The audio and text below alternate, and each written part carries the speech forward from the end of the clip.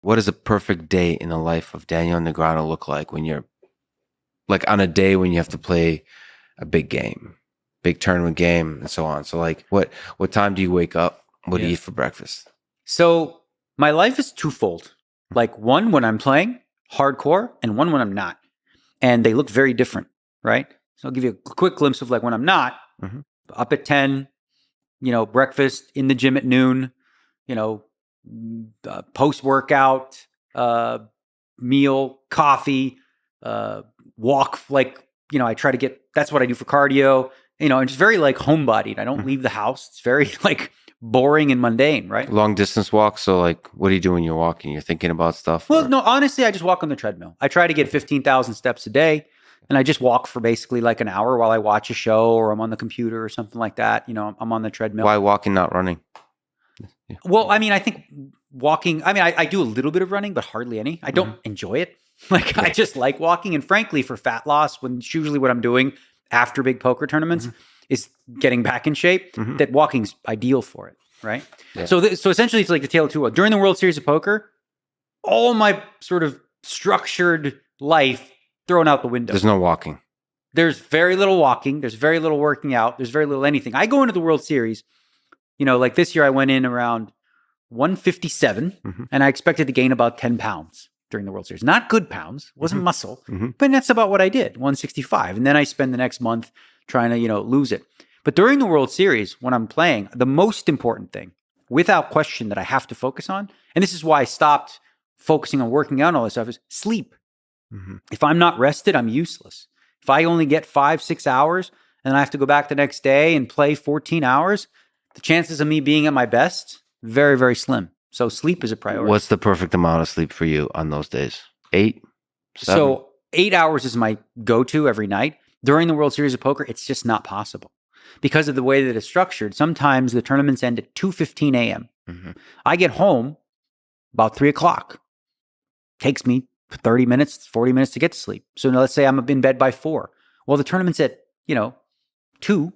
So I have to get up and whatever. So it's very difficult to get exactly 8 a lot of the time, and also get back there in time. Is there any hacks to quiet the mind? Because you're going on a pretty intense roller coaster mentally when you're playing.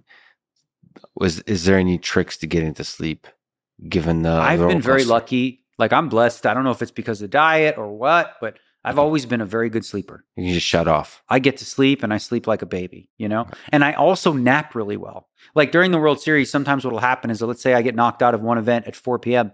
and there's another one that I can jump in. Instead of jumping right into it, I'll go into like a private room and take 45-minute nap and give me enough energy to continue and sort of reset my mind. Yeah. And it solves a lot of problems, the nap too.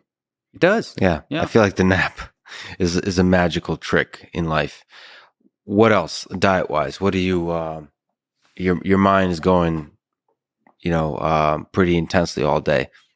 So during like I said, when I'm not playing, I'm super regimented. I literally measure everything.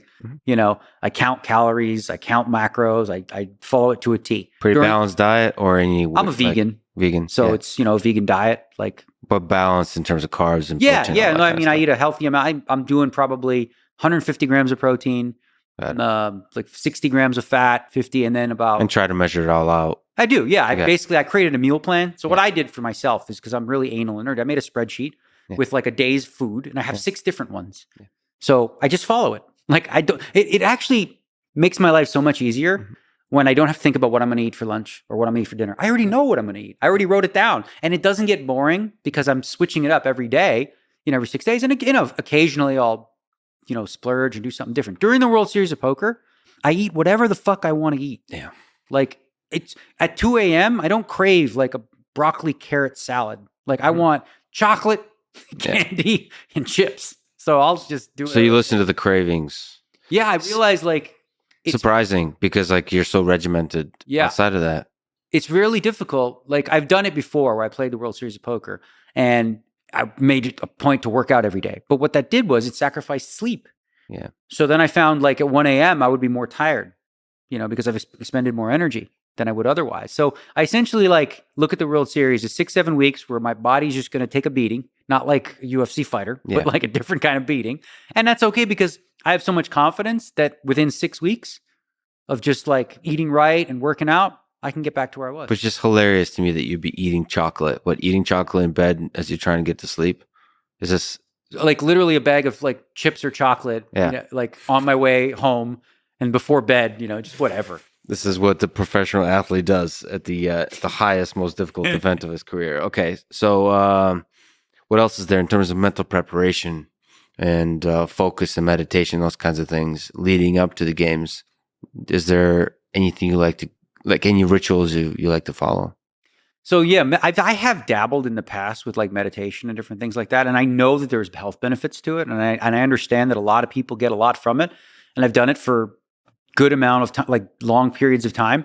I found that for me, I think it was predominantly placebo. Like it really wasn't doing anything for me. That I felt like it felt like I was doing something, but I didn't see any specific results from it. So I don't really do that too much. One thing that I will do for me is leading up is there's so much footage now that I'll make it a point to like watch my opponents, and then with like my phone, I'll take notes and I'll keep track of different things that I'm seeing. And that sort of, and then what I'll do is I'll formulate a game plan. Like I'm playing the Poker Masters coming up in about a week, and I'll look to see the tendencies of what my opponents are doing. And then I'll come up with like some things that I'm going to do, some tricks of the trade, if you will. Not game theory optimal stuff, stuff that I think, oh, they're making a mistake here that I can exploit. And then I look to do that in different ways, and always look to, you know, throw curveballs. How hard is that process? Do you enjoy it, or is it like really hard work to analyze the players to try to understand what are the different holes, what are the different mistakes, what are the strengths to avoid, that kind of stuff? I think the only thing that makes it harder is when you're young, right? And you're in your 20s and you're trying to make your nest egg. You're trying to make your retirement money. You're hungry, right? You're like Clubber Lang and, you know, the gym. You're hungry. Whereas, you know, Rocky's in there taking pictures and smiling and doing commercials and stuff like that. So I am 47. I'm financially okay. I don't need to win. I don't need to compete at the highest levels. So I think it was a boxer. I don't remember which one.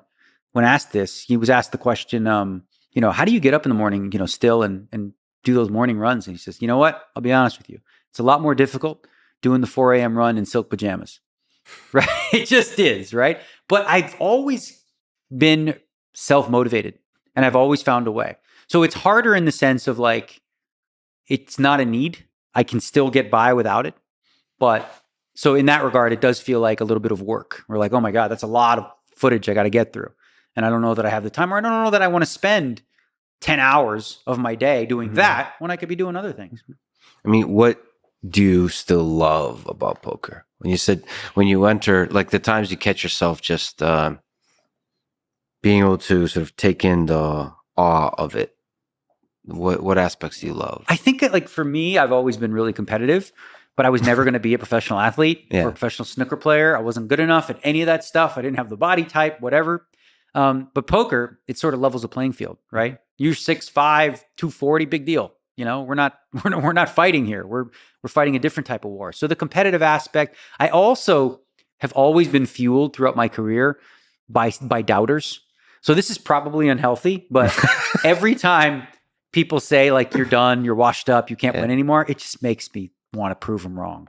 Yeah. Right. So I have a little bit of that in me, which again, you reading the comments and all these like I've been told many times throughout my career for the last 15 that I'm done. I can't compete anymore. Yeah. And I enjoy, you know, proving them wrong.